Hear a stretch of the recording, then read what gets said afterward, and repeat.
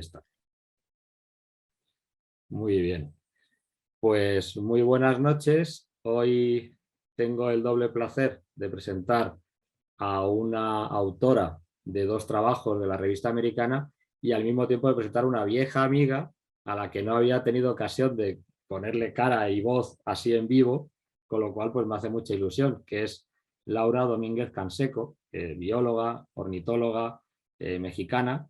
Y bueno, como solemos hacer con todos los invitados o articulistas de la revista, es primero que nos hable un poco de ella, de su recorrido profesional, que está ocupándola actualmente. Así que bienvenida, hola, buenas noches, o buenas noches en España, buenas tardes quizás en México, no sé qué hora ni es allí, así que bienvenida, Laura. Muchísimas gracias, Antonio. Efectivamente estamos próximos al atardecer. Y pues efectivamente, si platicamos cómo nos conocimos, fue precisamente navegando en las redes sociales, buscando, yo al menos estaba en esa búsqueda de encontrar en las plataformas conocimiento sobre la biodiversidad, poder tener contacto con otros colegas en otras partes del planeta. Y tuve la fortuna de toparme contigo. Entonces, aquí estamos en voz. Ahora sí que estamos de viva voz y de viva presencia. Perfecto.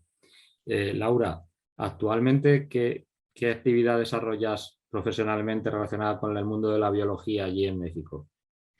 Bien, yo soy investigador del el centro universitario, discúlpenme el traspié, pero le acaban de cambiar el nombre, ¿no? Antes éramos el Centro Universitario eh, mm, para la Prevención de Desastres Regionales y ahora que ya somos una unidad académica, antes no éramos unidad académica, aunque realizábamos investigación en territorio en diferentes aspectos.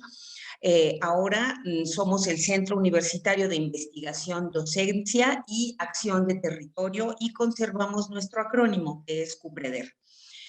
Yo en particular me dedico al área de ciencias biológicas y nuestras líneas de investigación tienen que ver con la prevención, con los análisis de desastres, ¿no?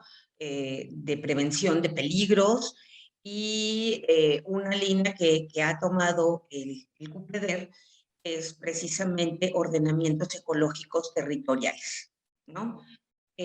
Yo me encargo de hacer la parte de caracterización ambiental, entonces sí un poco reviso todos los cambios de uso de suelo y vegetación, un poco, eh, sobre todo las descripciones, ¿no? Y verificar que todo esté correcto tanto en la teoría como en la práctica.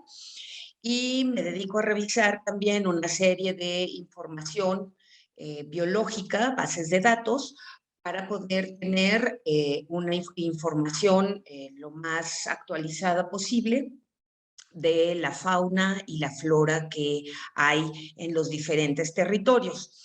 Ahora, este año comenzamos a hacer un trabajo en unos ordenamientos ecológicos territoriales en la península de Yucatán, cosa que me tiene muy contenta porque hemos estado haciendo trabajo de campo.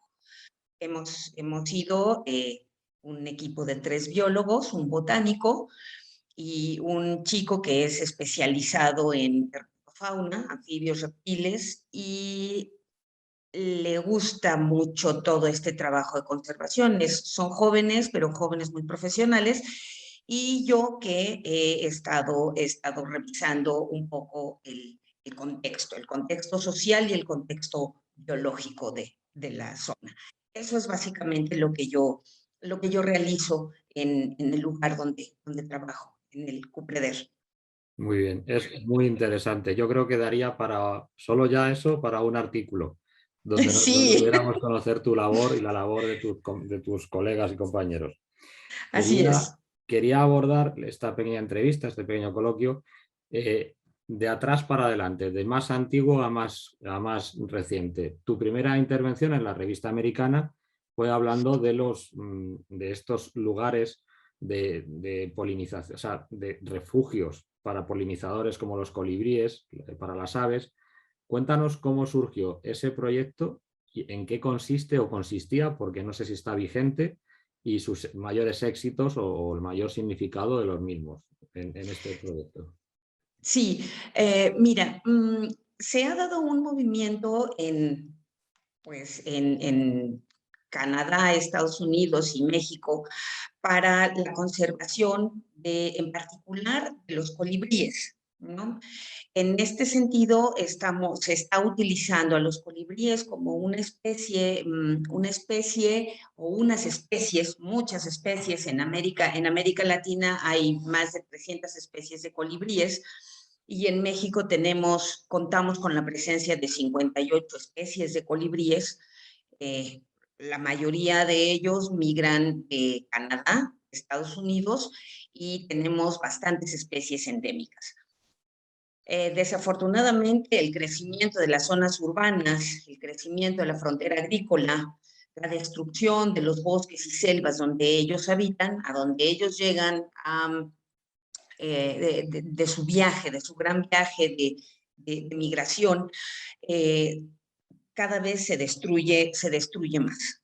Entonces, siguiendo una serie de, de actividades, ¿sí? Se ha propuesto a nivel internacional o trilateral la construcción, dada la importancia y su papel en la naturaleza de estas aves, los colibríes, como polinizadores, y la importancia que tiene, pues básicamente para todos los alimentos que consumimos aquí en América Latina, ¿no? Muchos de los alimentos son polinizados por aves, por insectos, principalmente tenemos abejas, entonces es necesario tomar una, una actividad, una acción para poder aminorar el efecto negativo que los seres humanos hemos generado con todas nuestras actividades. Estos proyectos, la pionera en México, ¿sí? Digamos que uno de los primeros jardines para colibríes que se gestaron en México fue por acción de la doctora María del Coro Arizmendi, que ella es mi madre académica, ella es mi directora de tesis de licenciatura y también es mi directora de tesis del posgrado de la maestría en ciencias biológicas. Y ella tuvo esta iniciativa a partir de toda la investigación que ella ha realizado sobre los colibríes con sus muchos estudiantes. Y muchos de nosotros de manera directa o indirecta nos hemos sumado desde nuestros sitios de trabajo. Y estos jardines para colibríes, en particular del que yo hablo en ese artículo, es un proyecto muy lindo, es un proyecto que aquí en Puebla se está haciendo o estamos realizando diferentes instituciones. El CUPREDER de la Universidad Autónoma de Puebla, el Jardín Etnobotánico, el Club de Observadores de Aves, Natura Ilesa, etcétera, etcétera, y sobre todo nuestro gran colaborador, que es el Museo Nacional de los Ferrocarriles Mexicanos aquí en Puebla. Ellos nos contactaron, fue una cuestión de suerte, y nos contactaron y comenzamos a gestar una serie de proyectos, en particular un festival que se llama Alas sobre Rieles, y ellos estaban muy interesados en que el museo fuera más allá, ¿no? Más allá de la parte histórica de los ferrocarriles en México. Ellos son una área importante, verde, se podría decir, en medio del centro de la ciudad de Puebla, aquí en México, en el estado de Puebla. Y ellos nos dijeron que tenían un espacio que les gustaría que también fuera intervenido para que el museo se vinculara con la educación ambiental. Entonces nos cedieron un espacio importante en el cual, pues bueno, la primera parte de este proyecto es justo el jardín para polinizadores, jardín para colibríes y otros polinizadores. Y lo más sobresaliente de este proyecto es que es el primer jardín para polinizadores que se realiza en comunidad. Es decir, se realizó una serie de eventos, ¿no? Dentro del festival a las Sobre Rieles y se culminó o se coronaron todas las actividades en que cada domingo durante un mes nos reuníamos un grupo de personas y hablábamos sobre la importancia del suelo, la importancia de las plantas, la importancia de los visitantes a esos jardines o a esas plantas, y entre niños, adultos mayores, jóvenes, personas de mediana edad, todos colaboramos, todos participamos. Fuimos alrededor de 30 personas que colaboraron en la construcción de este jardín, ¿no? En el artículo hay lindas fotografías de nuestro trabajo, de todo el trabajo conjunto. Y ahora yo tuve la oportunidad de visitarlo. Digo, se nos vino desafortunadamente esta emergencia sanitaria a nivel mundial y no se pararon, pero sí se fueron retrasando muchas actividades. Y yo acabo de ir y efectivamente es un lugar maravilloso, que está lleno de mariposas, ¿no? Después de que era un espacio que, bueno, se tuvo que limpiar, había material de construcción abandonado, basura, como da a la calle, y ahora nos encontramos con un lugar completamente limpio, ya intervenido por locales, el compañero Gerson de Natura Ilesa, él sembró cempasúchil. Ustedes saben que la flor de cempasúchil es una flor que tiene mucho significado para los mexicanos porque es la flor que guía a las almas, ¿no? Al otro mundo, digamos, a la otra dimensión después de que mueren. Y está sembrado con una parte con cempasúchil, se intervinieron algunos muros. Entonces se ha convertido ese lugar en un espacio verdaderamente vivo, ¿no? Además de que también, bueno, han llegado los visitantes deseados, que son los colibríes, ¿no? Por las especies de plantas que se sembraron ahí. Y el diseño, también el diseño de la distribución de todas estas plantas, de todo este espacio, fue precisamente organizado por las personas en diferentes dinámicas, con niños, con muchas personas, y, y bueno, nos sentimos muy, muy orgullosos de que ahora esté funcionando, ¿no? Entonces, esa primera parte creo que, creo que hemos llegado a un buen, no término, pero hasta ahorita es un buen proceso de avance. La verdad es un proyecto que a mí me gusta mucho porque tiene componentes de sociedad civil, de convivencia, de aprendizaje y educación ambiental. También tiene de ciencia ciudadana porque hacéis observaciones y anotaciones, ¿no? En un portal que se llama Ver Aves, si no me equivoco. Sí, así es. Correcto. Entonces, bueno, por afinidad, porque aquí en España sabes que hemos desarrollado proyectos también de ciencia ciudadana, pues es un proyecto que me toca más de cerca o me gusta mucho. El otro gran artículo que hemos podido disfrutar, digo gran, no por su extensión, pero sí porque tienen un fuerte calado, y en la revista nos gusta dejar pequeñas píldoras informativas para que luego el lector pueda profundizar más y que le dé sabor de que puede seguir alimentándose de conocimientos. Es esto que me parece muy curioso, que lo has denominado el ladrón de néctar. Es una cosa muy curiosa porque, claro, aparte que el AVE, luego intercalará José imágenes en esta entrevista del AVE protagonista, que ahora dirás tú el nombre científico para que yo no me pueda equivocar, es ese pico curvo, esa morfología tan peculiar que tiene. Háblanos de ese otro artículo que pueden disfrutar los lectores, que es el ladrón de néctar. ¿Y por qué ladrón? ¿Por qué ese nombre? Eso es. Sí, bueno, este otro artículo, perdón, sobre Diglosa varitula, que es un avecilla que vive en bosques montanos de México, lo escribí mucho por nostalgia, ¿no? Retomando mi trabajo de tesis de licenciatura, que se derivó precisamente del trabajo doctoral de la doctora María del Coro Arizmendi. Y bueno, yo quedé enamorada. Creo que ese fue el contacto, el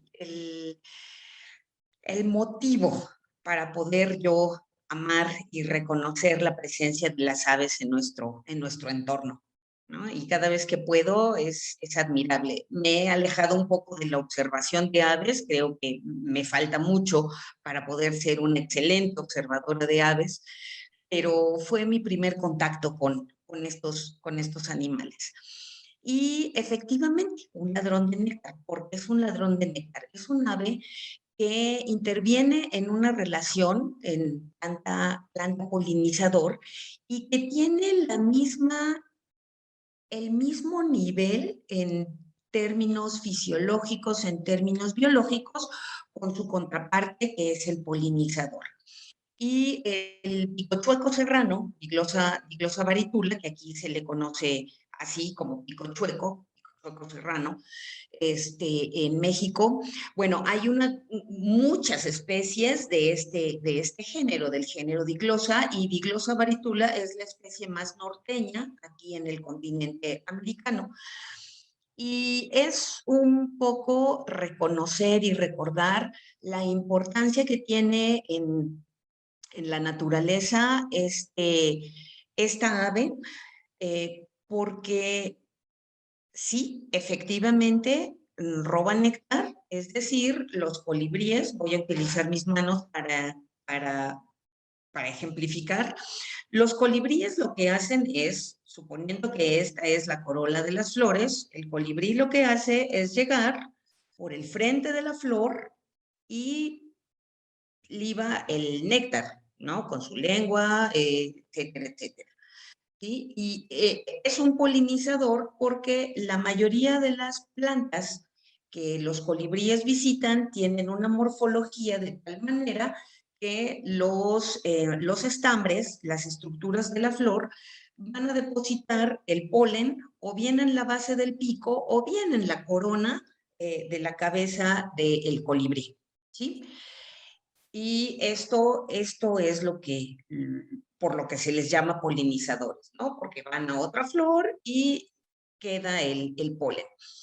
Sin embargo, Diglosa varitula lo que hace es, coincide con la alimentación, su alimentación coincide con estas flores, ¿no? Las flores que se consideran eh, visitadas por los colibríes, y Diglosa lo que hace con su piquito chueco, porque además es un verdadero equilibrista, ¿no? Se tuerce, se voltea, es visitar la planta por detrás, por la base de la corola, y se detiene con la parte superior del pico y la parte inferior del pico, la maxila, la encaja, ¿no? En la corola, y con su lengua, que también es una lengua de un tipo plumoso, extrae el néctar de las flores, ¿no?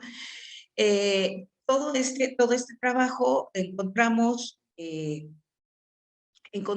que son aves que tienen dimorfismo sexual, los machos presentan una coloración, las hembras otra coloración, los juveniles una vez que salen del nido son más parecidos a las hembras, ¿sí? Encontramos que tienen una distribución que, al igual que los colibríes, puede tener dos picos de distribución, de reproducción. Se puede reproducir en dos momentos a lo largo de un año. Esa es otra de las similitudes que tiene con los colibríes. Las plantas efectivamente son predominantemente visitadas por colibríes, pero también se puede alimentar de otras especies de plantas que no tienen esa característica, ¿no? Que son tubulares, de colores vivos, sino que también puede visitar plantas que son de corola abierta, no necesariamente que sean polinizadas por colibríes. Y todo esto nos llevó a conocer una especie que pues a lo mejor no es vistosa, pero forma parte de una interacción ecológica muy, muy importante. Y en los resultados de la tesis doctoral de la doctora Coro Arizmendi, pues se encontró que la no presencia o más bien la presencia de Diglosa varicula, pues no era tan mala como se pensaba, ¿no? Es decir, le hacía, en esta interacción se veía un resultado más negativo en la polinización, la visita de un colibrí no adecuado para esas flores, es decir, también se podría decir que hay colibríes que son ladrones de néctar porque por el tamaño, por la forma del pico, por cómo llegan a visitar la flor, era más negativo el efecto sobre la reproducción de la planta, la visita de un colibrí no adecuado, que la presencia de Diglosa varicula, ¿no? Incluso la presencia de Diglosa varicula ahí ejercía cierta presión para las visitas, ¿no? Entonces, digo, todo esto fue como un viaje a la nostalgia porque me sirvió para yo revisar todo este trabajo, me volví a echar un clavado a las notas, a ver qué había, revisar la tesis de doctorado de Coro, mi propio trabajo de tesis, y dije, caray, ¿cuántas cosas hay todavía de las cuales podemos exprimir un poquito más en el conocimiento? Y pues bueno, este artículo, la escritura de este artículo coincide con una pérdida que fue precisamente la compañera de Gerardo, el autor de las fotos, y bueno, también a ella le dedicamos una gran observadora de aves, ¿no? Se dedicó en sus últimos años en compañía de Gerardo, que déjame te digo que Gerardo es un gran fotógrafo de naturaleza, en particular de aves. Él ha colaborado en diferentes proyectos fotográficos con sus fotografías de diferentes especies. Pero en particular las aves que muestra, que se están mostrando en el artículo, son aves de la Ciudad de México. Parece mentira, una de las ciudades más grandes de este planeta, podamos encontrar a esta ave. Y sí, la encontramos en la zona del Pedregal, precisamente en el Jardín Botánico de la Universidad Nacional Autónoma de México. Ahí lo encontramos, creo que también tiene fotografías no quiero cometer un error, ¿no? Me parece que también en el Parque Ecológico de Xochimilco, también ahí se ha visto, hay avistamientos de esta ave. Y yo justo haciendo viajes larguísimos durante un año a la Sierra de Manantlán, que además es una de las sierras más maravillosas de este país, porque además fue decretada reserva de la biosfera por encontrarse ahí uno de los teocintes más antiguos, ¿no? De los abuelos del maíz que se cultiva hoy en día, haciendo viajes para ver a Diglosa varicula, y un buen día, la descubrí en el jardín de mi casa. ¿no? Allá en la Ciudad de México, cuando vivía en la Ciudad de México. Entonces, te digo que fue un remontar a una serie de nostalgias, pero que te das cuenta que hay cosas que vale la pena rescatarse y seguir. Evidentemente, ahorita ya hay más estudios sobre Diglosa varitula, sobre todo hay muchas más especies en Centro y Sudamérica. En Centroamérica creo que coincidimos un poquito con Diglosa plumbea, muy al sur, y bueno, todo el sistema, el sistema el género Diglosa se encuentra más hacia la zona andina, en Sudamérica. Y bueno, son aves increíbles, ¿no? Que aunque las especies más norteñas son propiamente ladrones de néctar, va cambiando su papel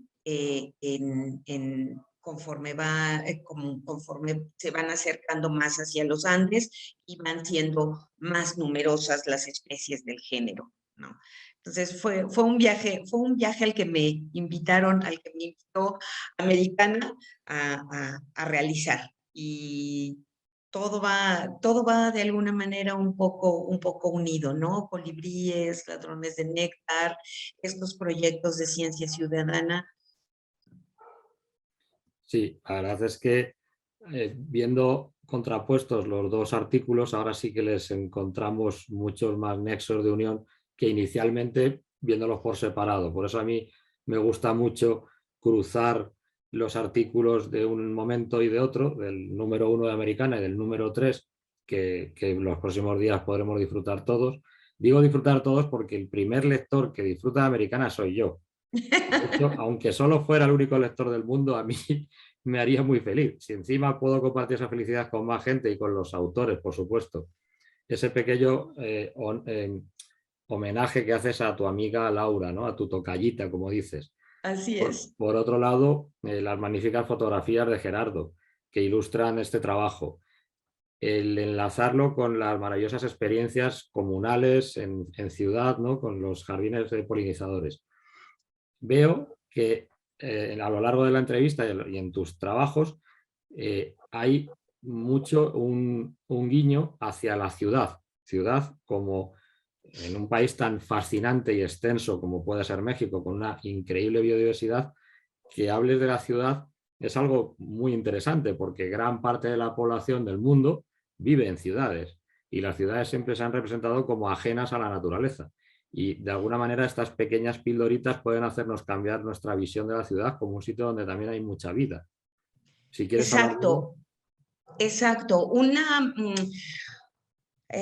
Una labor que a mí me gusta mucho hacer es precisamente una de mis convicciones, que es no podemos cuidar, no podemos amar lo que no conocemos, ¿sí? Entonces, mientras más desprendido está el ser humano de un entorno natural, ¿no? Pues menos agraciado le parece toda la parte del entorno natural. Es decir, si tú vuelves tus ojos a las ciudades, las personas, muchas personas, o bueno, al menos es la experiencia que en algunos casos he tenido aquí en México, es, no, pues los bichos, es que hay malezas, es que hay cosas que pican, que muerden, que me provocan urticaria, que me dan miedo, no, qué horror, en fin, nos vamos desprendiendo de lo que realmente somos, que finalmente nosotros como seres humanos pues también formamos parte de un gran árbol de la vida y somos una especie, Homo sapiens, ¿no? Finalmente. Entonces, una de las cosas que a mí me ha gustado es realizar precisamente un trabajo de divulgación, de dar a conocer a las personas lo que hay, lo que tenemos, que los animalitos o las plantas que aún parezcan más incipientes son muy interesantes y que todo ser vivo tiene un papel dentro de su ambiente y que las ciudades no son ajenas a ese ambiente natural. De hecho, las ciudades han llegado a sentarse a a ambientes naturales, los han modificado, a veces tan drásticamente que no sabes qué fue, no podemos identificar la historia de estos lugares en términos de ambiente natural, si fue bosque, si fue selva, o si fue una mezcla, o qué fue, por la gran modificación, y aunado a eso, pues el llegar y sembrar especies ornamentales, que la mayoría son exóticas, que muchas de ellas se han convertido en especies invasoras, etcétera, etcétera, ¿no? Entonces, sí, efectivamente, me parece que las ciudades no son ajenas al ojo biológico, ¿no? De hecho, pues bueno, ante la invasión ante el crecimiento, no voy a utilizar la palabra invasión, sí, pero no. Ante el crecimiento de las ciudades, bueno, los organismos, sobre todo las especies que migran, pues han tenido que ver cómo se ajustan y cómo se adaptan, cómo adaptan sus rutas, cómo encuentran ciertos lugares, ¿no? Entonces, sí, hemos encontrado en las ciudades cosas muy, muy interesantes. Por ejemplo, en el Museo de los Ferrocarriles, ahí tenemos observaciones de un halcón de Cooper, ¿no? Tenemos anidando, por ejemplo, está en pleno centro de la ciudad de Puebla, y un compañero, un colega, que es español, el doctor José Antonio González Oreja, él llevó a un congreso un primer artículo, ¿no? En donde todos colaboraron, hubo varios más colaboradores, y también estuvimos haciendo observaciones de estas aves, pues como algo, ya se tenía conocimiento que los halcones de Cooper anidaban en ciudades, pero no pensamos que también anidaran aquí, en la ciudad de Puebla, ¿no? Entonces es el primer registro que se tiene. Ahora ya sabemos que hay 2 parejas, por lo menos, anidando aquí en la ciudad de Puebla. Uno precisamente en el Museo de los Ferrocarriles y otro en un parque muy grande aquí en Puebla.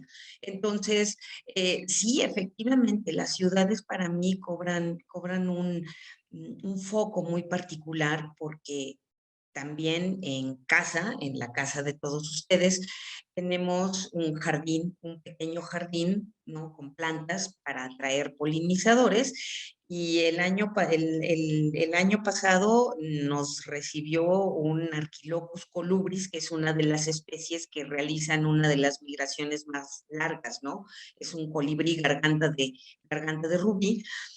Y, y ahí llegó. Entonces, poder ver esas cosas en la ciudad, y el poder cuidarlas, el poder alimentar con un espacio que más que un jardín se está convirtiendo en pequeños ecosistemas que, como bien dice otra colega, bióloga ella, Rocío Meneses, que nuestros jardines se conviertan en jardines vivos, ¿no? No en jardines, pues, ornamentales, y que tantos pesticidas y tantas cosas se les ponen, que bueno, que terminan siendo unos jardines, pues sí, a lo mejor muy bonitos, pero sin vida, ¿no? Entonces, toda esta propuesta, todas estas observaciones, todas estas coincidencias, pues sirven para eso, para que comencemos a de repente mirar al cielo, ver entre los arbustos, eh, ir a algún parque y darnos cuenta que hay más. Ahí, escuchándote, me inspira mucho, y además me vuelve a la memoria a otros artículos de Americana y de otras revistas que tenemos aquí en Terra Mirabile, por ponerte algunos ejemplos, sobre la contaminación lumínica y cómo perdemos la cultura de mirar a estrellas en las ciudades. También cuando la COVID atacó fuerte a todo el planeta, que la gente se recluyó en sus casas y empezó a apreciar el canto de las aves en las ciudades. Todo eso mezclado con otros artículos de botánicos españoles o aficionados a la botánica que han hecho jardines de plantas silvestres frente al jardín más comercial, por así decirlo, ¿no? Entonces, al final, sí hay una reflexión de Fernando Fichetti, que es otro de los miembros del equipo de Americana, que dijo: Antonio, en el fondo, en todos los sitios las cosas son muy parecidas, muy distintas, pero muy parecidas. Los problemas, las reflexiones. Aquí están los huertos urbanos, las ciudades verdes, las ciudades volviendo a la naturaleza.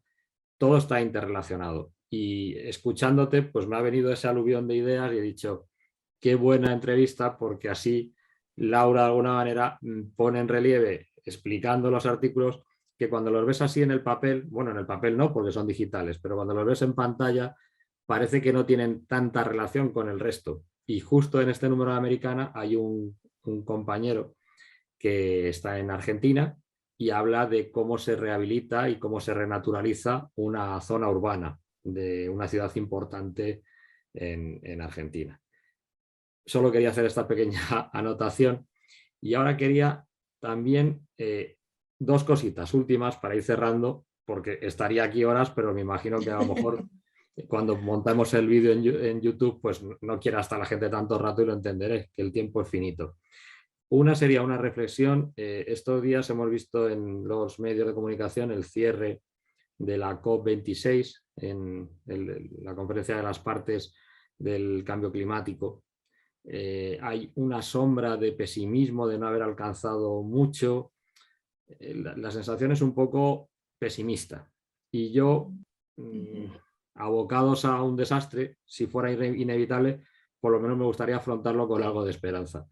En estos refugios, en estas actividades de sociedad civil, en estos pequeños puntitos brillantes dentro de tanta oscuridad, quería un poco, porque se necesita pensar que si unidos hacemos pequeñas cosas en muchos sitios del planeta, podamos revertir las situaciones. No estamos totalmente en manos de un destino fatídico. Tampoco vamos a engañarnos, la situación es muy compleja, pero me gustaría alguna reflexión en el sentido de pensar que podemos cambiar muchas cosas con pequeñas acciones, ¿no? Renaturalizando nuestras ciudades, creyendo que de alguna manera volvemos a la naturaleza, volviendo nuestra mirada a la naturaleza para a lo mejor reaccionar como sociedades ante todo lo que nos viene, ¿no? Quería una pequeña reflexión. Sí, claro. Pues sí, efectivamente, de repente el panorama se ve un poco complejo, ¿no? Gris a ratos, gris oscuro en otros ratos, ¿no? Pero bueno, finalmente el que muchos seres humanos decidamos tomar pequeñas acciones, creo que lejos de parecer, muchas personas dicen, es que si hago esto, pues ¿para qué? Si de todos modos, etcétera, ¿no? O sea, todos hemos escuchado el problema de la basura, ¿para qué reciclo si de todos modos el camión recolector lo junta todo y lo lleva a tirar a un determinado lugar? Sin embargo, si nos ponemos a pensar en todas estas situaciones, creo que es preferible hacer poco a no hacer nada, ¿sí? Es decir, a lo mejor no damos pasos grandes, pero vamos dando pasos pequeñitos, ¿no? El hecho de tomar la decisión de no beber bebidas embotelladas, gaseosas, ¿no? El hecho de decir, voy a utilizar menos el plástico, voy a consumir menos plástico, y pues sí es cierto, tan lindas que son algunas bolsas de mandado, voy a ir a un mercado. Aquí en México tenemos tianguis y tenemos mercados tradicionales a donde llegan los productores, ¿no? Aquí en Puebla hay gente que en los volcanes, la ciudad de Puebla está muy cerca de los volcanes Popocatépetl, Iztaccíhuatl, espero que lo pueda pronunciar algún día, este, que producen, que llegan las señoras y llegan con sus canastos. Bueno, en lugar de ir a estos grandes supermercados que sabemos que todos los productos tienen grandes viajes en los que se consume muchísimo combustible, etcétera, etcétera, vamos mirando un poco a los mercados, ¿no? Incluso nosotros mismos, yo en particular, por ejemplo, siempre estoy guardando siempre estoy, tengo composta en casa, siempre estoy, que si algún jitomate no está funcionando, bueno, voy, lo pongo en la tierra y tengo jitomates prácticamente todo el año, ¿no? Entonces, creo que si nosotros nos ponemos a hacer ese tipo de acciones, así de chiquitas, así de pequeñas, así de que denoten que verdaderamente estamos siendo conscientes de nuestro entorno, me parece que son pasos lentos pero seguros, ¿no?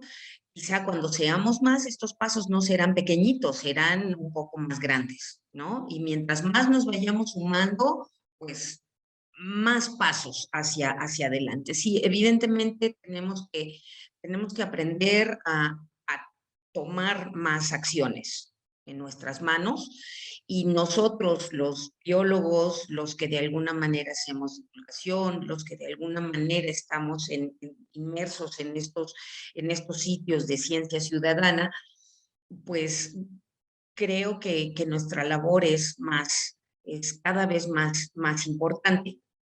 Ahorita haciendo estas reflexiones, me acordé o estoy recordando una frase, no recuerdo el autor, perdón por mi memoria, mi mala memoria, que dice que es tan importante para la oruga como para un niño enseñarle a no pisar a esa oruga, ¿no? Entonces, creo que la educación tiene que ser así, ¿no? Tiene que ser constante y desde lo antes posible, ¿no? Nosotros podemos cambiar, pero los que vienen atrás es lo que les vamos a ir dejando. Maravillosa reflexión. Yo coincido. Si estamos abocados a un futuro muy gris o muy negro, pues prefiero abordarlo con el máximo de luz posible. Yo no quiero sumirme en esa oscuridad, al menos sin intentar resistirme. Y siempre Claro, lo he dicho, no comparto el pesimismo, hay que ser realistas, la situación es compleja, pero yo no soy una persona pesimista y no me voy a volver pesimista ahora, a estas alturas. Eh, Quería terminar con una cosa ya que es un capricho mío. Cuando termino las entrevistas, sea quien sea, o siempre que me acuerdo, que es la mayoría de las veces, os pido un pequeño consejo gastronómico, artístico o personal de algún rincón del sitio donde vivís. Por ejemplo, a un responsable de un museo de dinosaurios de La Rioja en España, una región de España, pues me dijo que había unos dulces riquísimos en el pueblo donde tienen el museo que eran tan importantes como ver el museo en sí. El claro. otro día un compañero de un artículo de la revista pues nos dijo un paseo literario y artístico por Buenos Aires, por el barrio donde él se crió. Poniéndome en situación de, además es muy bonita esta entrevista porque el primer sitio que yo pisé en mi querida América, digo querida porque siempre me enamoró todo el continente, desde Alaska hasta Tierra de Fuego, es mi continente favorito. Fue cuando aterricé en Puebla y pude ver el Popocatépetl echando humo. Para mí, no solamente estar pisando América, sino que ver aquel volcán me parecía todo un sueño. En el año 94, ya hace un poquito de tiempo. Quería, bajo ese entorno de ese volcán, esa preciosa ciudad de Puebla, que me enamoró, que nos comentes algún sitio o algo que comer o algo que si algún día tenemos ocasión de ir, o yo en mi caso del sueño de volver, ¿qué recomendarías encarecidamente que hiciéramos como broche ya simpático de esta entrevista? Uy, bueno, pues la ciudad de Puebla es una ciudad maravillosa en todo, desde que la ves, porque finalmente es el ver concretado el periodo barroco en Puebla, ¿no? Desde las iglesias, las calles, las construcciones, etcétera, etcétera, ¿no? Hay muchos museos, hay mucha obra de arte que se puede visitar, se puede conocer y reconocer este periodo, que es un periodo en la música, en la pintura, en muchísimas cosas que no deja espacios vacíos, ¿no? Es toda esa, todas esas florituras por las cuales se caracteriza el periodo barroco. Y hay un platillo que es del mes de julio, a finales de julio, agosto y mediados de septiembre, que es en la comida se concentra todo este periodo barroco, que son los famosos chiles en nogada, ¿sí? Y estos chiles en nogada, de sus ingredientes justamente nacen en la zona de los volcanes, ¿no? Entonces, el durazno, la manzana, que además es una manzanita pequeña, a ratos un poquito amarguita, pero que le da un toque muy particular, la nogada, y todo eso es el barroco, es comerte el barroco, literal, ¿no? Entonces yo lo recomendaría muchísimo si se animan a visitar México y en particular la ciudad de Puebla o el estado de Puebla, van a poder en ese periodo, entre julio y septiembre, van a poder encontrar los chiles en nogada que son, bueno, una maravilla. Y si además de eso decidieran hacer un viaje un poco fuera de lo común y deciden visitar todos los exconventos, la ruta de exconventos por los volcanes. Qué maravilla. Bueno, sí recuerdo que es un país donde se come exquisitamente bien, de una riqueza gastronómica y cultural absolutamente arrebatadora, que lo has descrito muy bien. Es comerse el barroco, me ha encantado. Bueno, pues yo creo que hemos llegado al final. Gracias por tu tiempo